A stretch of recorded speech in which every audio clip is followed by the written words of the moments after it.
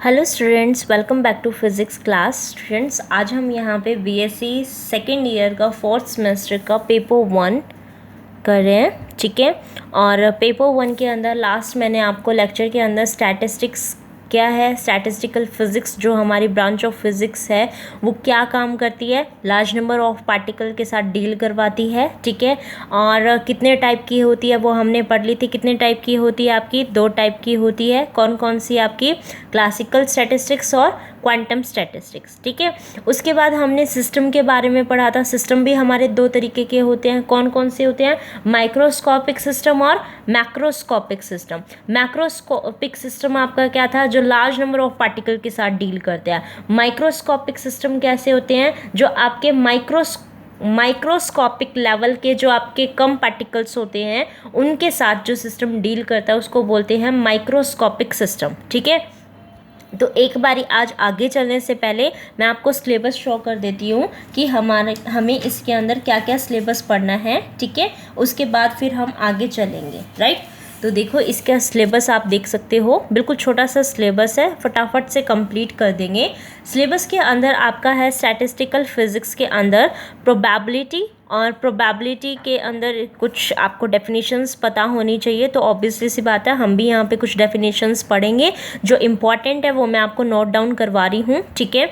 जैसा मैंने आपको, जब मैं आई थी यहाँ पे स्टार्टिंग में, मैंने आपको बताया था इंपॉर्टेंट क्वेश्चन। होप कि आपके एग्जाम में भी वो थर्मोडायनेमिक्स से रिलेटेड आपके इंपॉर्टेंट क्वेश्चन आए थे, ठीक है। और मैंने क्वेश्चन पेपर देखा भी, एक्चुअली में भी आए हैं, ठीक है।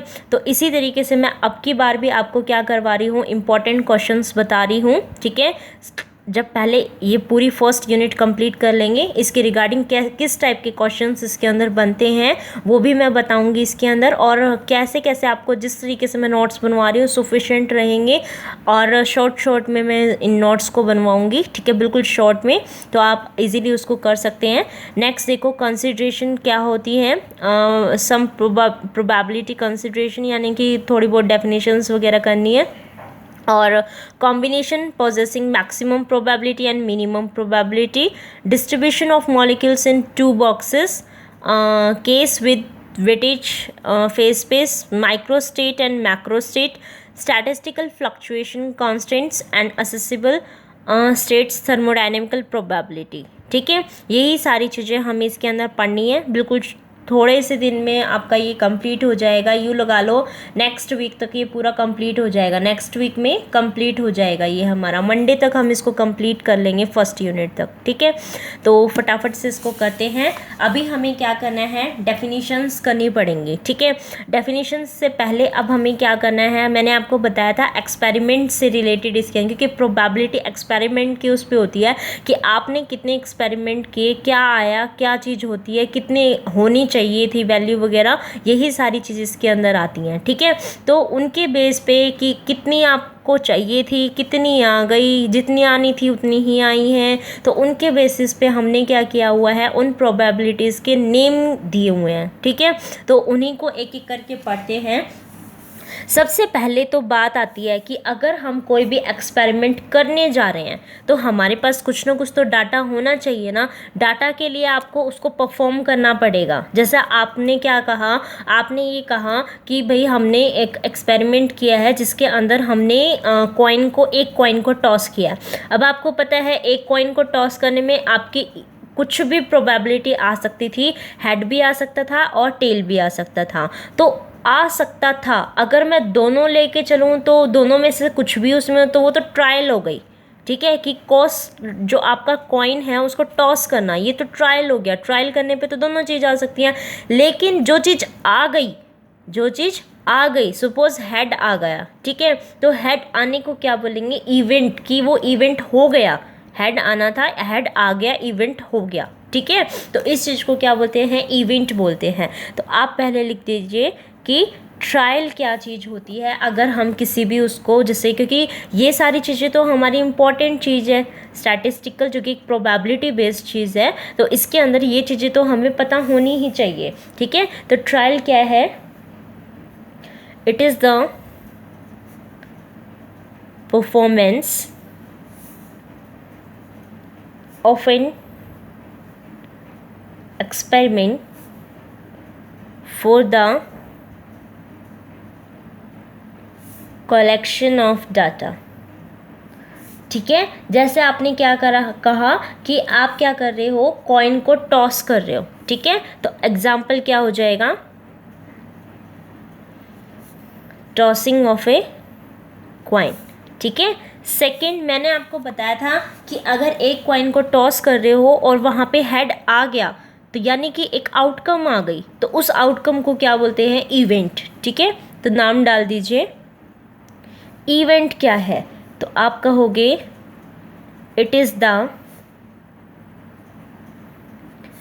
Outcome of A trial. ठीक है, तो जैसे आपने ये कहा कि आपने क्या कहा कि एक कॉइन को आपने टॉस किया था, टॉस करने के बाद हेड आ गया, तो वो क्या है, एक इवेंट है। ठीक है, तो for example when we toss a coin, the coin may fall with its head और tail, कुछ भी आप लिख सकते हो, upwards, then coming off this head is an event। वो क्या है, इवेंट है। आप कुछ भी और ले सकते हो, जैसे एक बर्थ ऑफ चाइल्ड होने वाला, मतलब चाइल्ड का बर्थ होने वाला है। ठीक है, उसमें बॉय या गर्ल दोनों ही कुछ भी हो सकता है। ठीक है, तो ये जो बर्थ ऑफ चाइल्ड है ये तो एक ट्रायल है, लेकिन बेबी वो जो आपका होगा वो गर्ल या बॉय, उन दोनों में से कुछ भी जो आ जाएगा उसको क्या कहेंगे कि वो एक इवेंट हो गया, है ना। तो ये क्या हो गए आपके ट्रायल एंड इवेंट। अब आप मेन जो आपकी एक देखो, ट्रायल और इवेंट के लिए भी एक एक्सपेरिमेंट आप करोगे तो आपका कुछ, जैसे आपने यहाँ पे कहा कि tossing of a coin, tossing of coin, अगर एक ही कॉइन है तो आपको पता है वहाँ पे हेड भी हो सकता है और टेल भी आ सकता है। तो जब इस तरीके से उसको लिखते हैं तो उसको बोलते हैं सैम्पल स्पेस, यानी कि जितने पॉसिबल टर्म्स उसके अंदर पॉसिबल हो सकते हैं वो आप सारे एक चीज़ के अंदर लिख दो इस तरीके से, तो उसको क्या बोलते हैं हम, सैम्पल स्पेस। तो यहाँ पे लिख दीजिए सैम्पल स्पेस। तो सैम्पल स्पेस क्या है, it is the set of all possible outcomes of a random experiment. ठीक है, कोई भी आपका सिंपल, आप कोई भी एक्सपेरिमेंट उठा के चल रहे हो, उसके जो पॉसिबल आउटकम्स आपको लगते हैं कि ये हो सकते हैं, तो हम उसमें उसको क्या कहेंगे कि उन सब का सेट क्या कहलाएगा, आपका सैम्पल स्पेस। ठीक है, जैसे आपने एग्जाम्पल लिया, एग्जाम्पल किसका, कि if a die is thrown, तो आपने डाइस देखा हुआ है ना, डाइस के अंदर कितने होते हैं आपके, 6 होते हैं। तो हर बार आप जैसे उसको करते हो, टॉस वो करते हो, थ्रो करते हो, तो 1 2 3 4 5 6 में से कुछ भी आ सकता है, किसी का कुछ भी आ सकता है। तो उसको हम कैसे लिखेंगे, सैम्पल स्पेस को सारे एंट्री करेंगे। ठीक है, तो ये क्या बन गया आपका, sample space of a die. जब आप उसको थ्रो करते हो तो उसको क्या बोलेंगे, sample space of a die. ठीक है, अब आपके types of probability, most important, जिसमें से एक जरूर आती है, अभी मैं लिखवा देती हूँ, उसके बाद इम्पॉर्टेंट को नोट भी करवा दूंगी ताकि आप एग्जाम टाइम में उसको अच्छे से कर सको। ठीक है, तो सबसे पहले आप इसको लिख लीजिए कितने टाइप की होती है, फिर मोस्ट इम्पॉर्टेंट वाली मैं नोट डाउन करवा दूंगी आपको। ठीक है, तो इसमें लिख लीजिए नल इवेंट।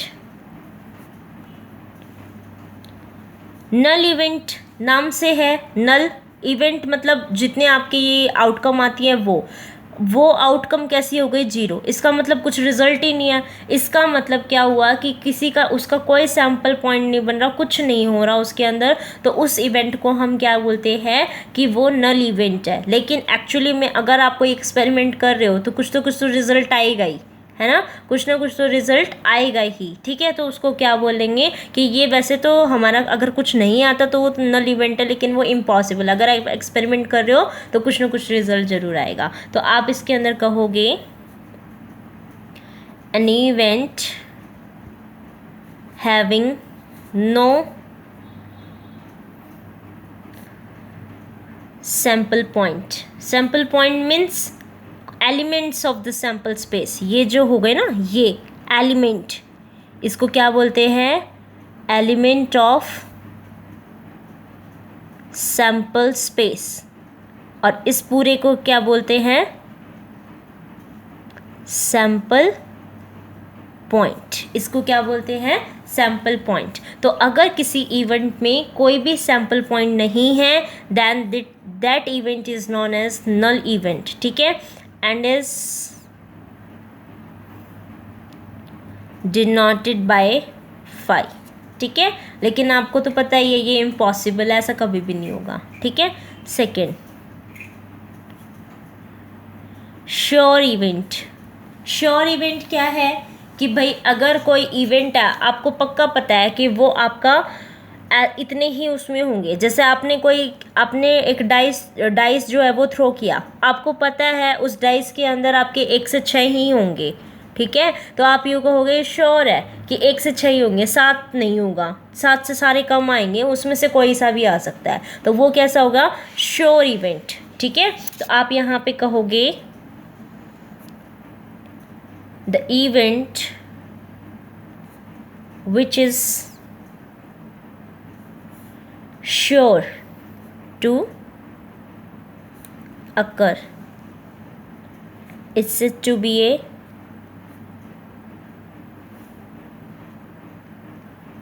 Sure event. उसको हम क्या बोलते हैं, श्योर इवेंट बोलते हैं, ठीक है। जैसा आपने क्या कहा, कोई भी, जैसे आप सिंगल डाइस ले रहे हो तो लेस देन 7 आपके उसके अंदर आएंगे, तो उसको बोलेंगे श्योर इवेंट। तो for example, if we throw a single dice, then event of getting number less than 7 is a sure event. तो ये कैसा हो जाएगा, आपका श्योर इवेंट हो जाएगा, जिसके अंदर हमें सारे के सारे 7 से कम ही मिलेंगे। तो हम श्योर हैं, हमें 7 से ऊपर का या 7 नंबर नहीं मिलेगा इसके अंदर, ठीक है। तो उसको क्या बोलेंगे, श्योर इवेंट, ठीक। अब नेक्स्ट पे चलते हैं। नेक्स्ट हेडिंग डाल लीजिए, third, equally likely event. Equally likely event क्या होते हैं, इक्वली लाइकली इवेंट अपने ऐसे होते हैं जिसके अंदर, जैसे मतलब हर एक चीज़ के आने की अपनी इक्वल प्रोबेबिलिटी है, ठीक है। जैसे कि अगर मैं किसी भी कॉइन को टॉस कर रही हूँ तो आप ये कहोगे कि इसके अंदर हेड टेल दोनों में से कोई सा भी आ सकता है, ठीक है। तो हर किसी के आने की अपनी अपनी प्रोबेबिलिटी को ही क्या बोलते हैं, इक्वली लाइकली इवेंट बोलते हैं, ठीक है। जिसमें हम ये नहीं कह सकते कि भाई हम टॉस कर रहे हैं और टॉस करते टाइम भाई हेड ही आएगा, कह सकते हो, ऐसा नहीं कह सकते ना। तो इसका मतलब क्या हुआ कि दोनों की इक्वल प्रोबेबिलिटी है, तो उस टाइप की प्रोबेबिलिटी को क्या बोलते हैं, इक्वली लाइकली प्रोबेबिलिटी। तो आप कहोगे events are called equally likely event when we don't expect the happening of one event in preference to the other। जब हम ये ना कह सकते हों कि भाई हाँ ये नहीं आएगा, ये आएगा, ये नहीं आएगा तो ये आएगा, ठीक है, ऐसा ना कह सकते हो हम, हर किसी के आने की अपनी अपनी प्रोबेबिलिटी है, ठीक है, तो हम उसको कहेंगे इक्वली लाइकली इवेंट, ठीक है। तो एग्जाम्पल डाल लीजिए कि example in case of a toss of a fair die, ठीक है, तो आपका 6 इवेंट में से कोई भी अकर कर सकता है, ठीक है। Any one of the 6 event, मैंने 6 इवेंट क्यों बोला है यहाँ पे, क्योंकि डाई है, डाई के अंदर 6 आपके होते हैं, ठीक है, एलिमेंट आपके 6 आएंगे वहाँ पे, तो इसीलिए 6 इवेंट आपके पॉसिबल है। तो 6 इवेंट अकर, इन 6 में से कोई सा भी एक आपका इवेंट अकर कर सकता था, आइदर आपका 1 अकर कर सकता था, 2 कर सकता था, 3 कर सकता था, और 4, 5, 6 इनमें से कोई सा भी कर सकता था, ठीक है। नेक्स्ट डाल लीजिए हेडिंग एग्जॉस्टिव इवेंट।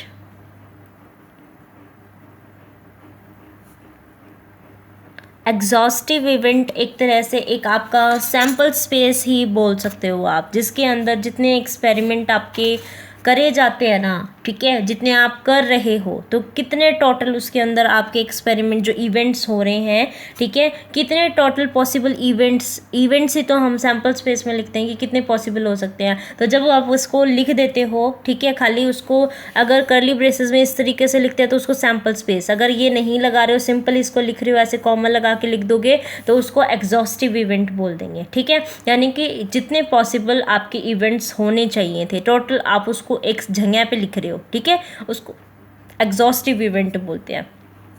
तो आप लिखोगे कि the total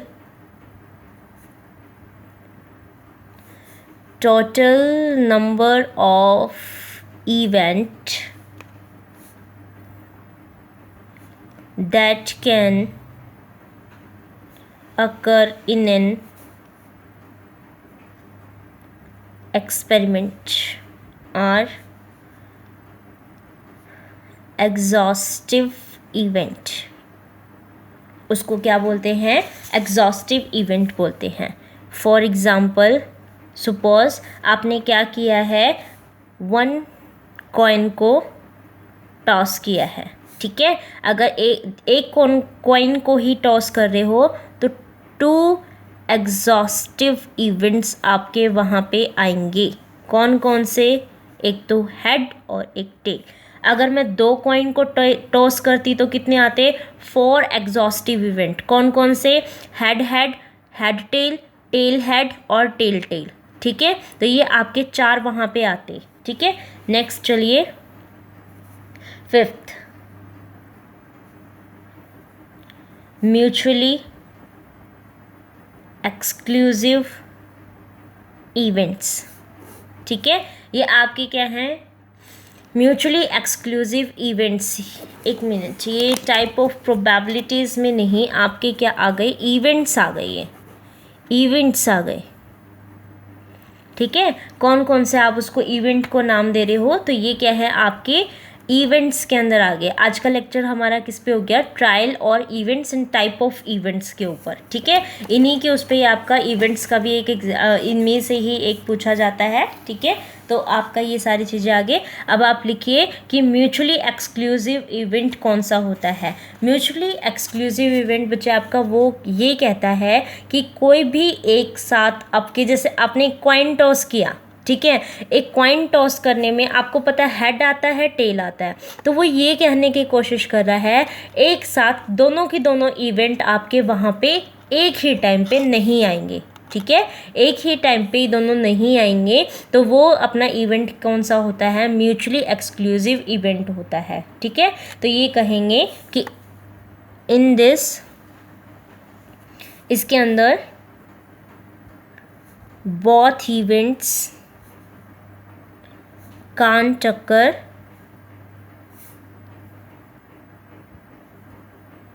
simultaneously in same trial। अगर आप कोई भी सैम्पल स्पेस बना रहे हो, कोई भी एक्सपेरिमेंट कर रहे हो, तो उसके अंदर जैसे कॉइन है आपका, तो या फिर आप एक डाइस लेके चल रहे हो, एक डाइस के अंदर आपके 6 इवेंट होते हैं, तो 6 के 6 आपके एक ही टाइम के ऊपर नहीं एग्जिस्ट कर सकते, ठीक है। तो उसको हम कहेंगे म्यूचुअली एक्सक्लूसिव इवेंट, ठीक है। फॉर एग्जाम्पल क्या नाम लेंगे इसके अंदर कि when one coin is tossed, अगर हम किसी एक कॉइन को टॉस कर रहे हैं तो आइदर हेड और tail occurs, both the events of head and tail can't occurs simultaneously। वहाँ पे ये दोनों की दोनों हमारे एक साथ साइमल्टेनियसली, मतलब एक के बाद एक उसी टाइम के ऊपर ही वो दोनों नहीं आ सकते, ठीक है। उसके बाद नाम डाल लीजिए 6th फेवरेबल इवेंट। बिल्कुल इजी, फेवरेबल इवेंट यानी कि जो आप चाहते थे वही हो गया, ठीक है। जो आप चाहते थे कि ये आ जाए वही आ गया, ठीक है। आप चाहते थे कि 45 में से 40 मार्क्स आ जाए, तो 40 आ गए, तो वो क्या हो गया, फेवरेबल इवेंट हो गया, ठीक है। तो आप क्या कहोगे, the cases which ensure the occurrence of a desired event are said to be, क्या बोलेंगे इसको, फेवरेबल इवेंट, ठीक है। नेक्स्ट चलते हैं इंडिपेंडेंट एंड डिपेंडेंट इवेंट। उन दो के अलावा एक बार इस पेज पे से आपको इम्पोर्टेंट बता देती हूँ जो एग्ज़ाम में आने लायक है, वो है आपका mutually exclusive event, exhaustive event और फेवरेबल, ठीक है। ये तीनों आपके और एक इक्वली लाइकली, तो प्रायोरी जब हम आगे चलेंगे उसके बेस पे भी पूछा जाता है, तो ये आपके होते हैं। ये जो इनिशियली आपके थे नल और श्योर, इनके बारे में वो ज़्यादा नहीं पूछता है। मेन इनसे आपको एक मतलब जैसे एग्ज़ाम में जो आपका पूछा जाएगा वो यूँ नहीं पूछा जाएगा कि भाई एक एक करके फुल्ली एक्सप्लेन करो ना, ऐसे नहीं। वो क्या करेगा, 3-4 के नाम दे देगा, क्वेश्चन दे देगा कि इन नीचे दिए गए इवेंट्स को आपको एक्सप्लेन करना है, और 3-4 इवेंट्स के नाम दे देगा, ठीक है। तो ये इसका टाइप बनता है क्वेश्चन का। ध्यान रखना कि क्वेश्चन कैसे पूछा जाएगा। आगे चलते हैं नेक्स्ट, डिपेंडेंट इंडिपेंडेंट। ये 2 रह गए हैं, इनको इवेंट्स को कंप्लीट करते हैं आज के लेक्चर में, राइट।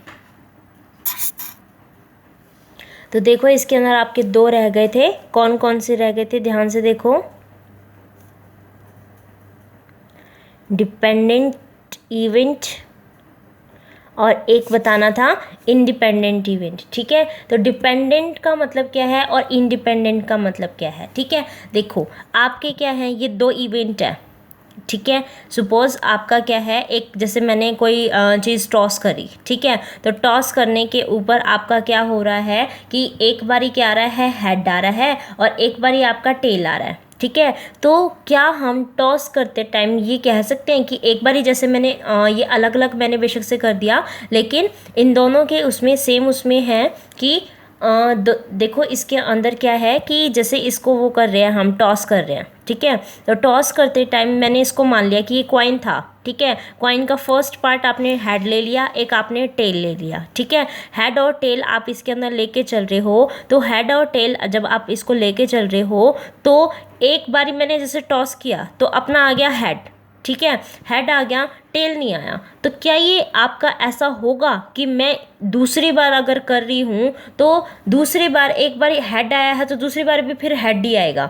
ऐसा पॉसिबल नहीं है ना। यानी आप नहीं कह सकते कि ये इसके ऊपर है। यानी कि एक इवेंट का आना दूसरे इवेंट के आपके अकरेंस को अगर इन्फ्लुएंस करता है तो हम उसको कहेंगे कि हाँ वो डिपेंड है। वो कब होगा? जब आप कार्ड का केस लेके चलते हो। कार्ड में आपके 52 कार्ड्स होते हैं। अगर मैंने आपका एक कार्ड उसमें से निकाल लिया, कितने बचे? 51। अगली प्रोबेबिलिटी जब करेंगे तो 51 में से दिखाई जाएगी, 52 में से नहीं दिखाई जाएगी। वो कैसा हो गया? आपका डिपेंडेंट इवेंट हो गया। तो इसका मतलब वो कैसा है? आपका डिपेंडेंट इवेंट। तो आप यहाँ पे कहोगे 2 events are said to be dependent if occurrence of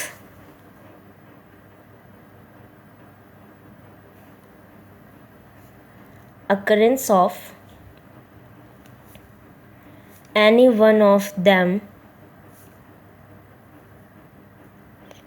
influences the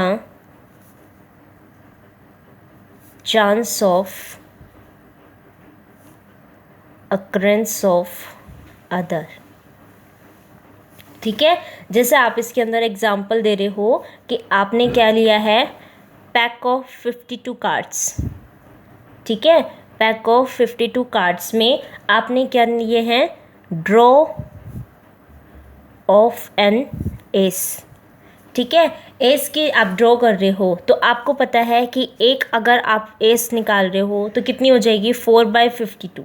ठीक है, then again draw of an ace without उसके उसमें, तो उसको क्या कहेंगे? उसको कहेंगे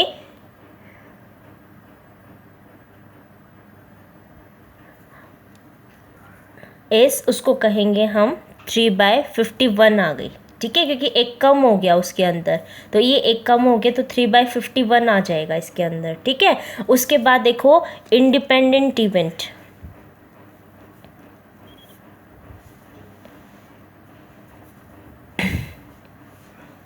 इंडिपेंडेंट इवेंट कौन सा होता है? इंडिपेंडेंट जिसमें अकरेंस ऑफ वन आपका दूसरे उसके अकरेंस को इन्फ्लुएंस ना करे। ठीक है, जैसे हेड और उसको उसका बताया था मैंने, तो इसमें क्या है? 2 events are said to be independent if occurrence of any one of them doesn't influence the chance of occurrence of other। ठीक है, तो आप यहाँ तक इसको कंप्लीट कर लीजिए, उसके बाद हम प्रोबेबिलिटी का केस करेंगे। Okay, thank you for watching this video.